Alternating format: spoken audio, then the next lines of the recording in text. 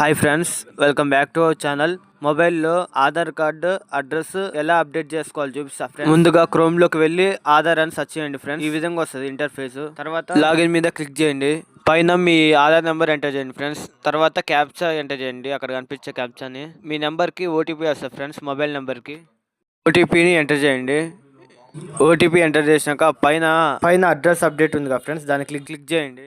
పైన ప్రజెంట్ ఉన్న అడ్రస్ ఉంటుంది ఫ్రెండ్స్. పైన కేర్ ఆఫ్ ఉంటుంది ఫ్రెండ్స్. మీకు పెళ్లి అయితేనేమో హస్బెండ్ పేరు ఇవ్వాలి, పెళ్లి కాకపోతే ఫాదర్ నేమ్ ఇవ్వాలి ఫ్రెండ్స్.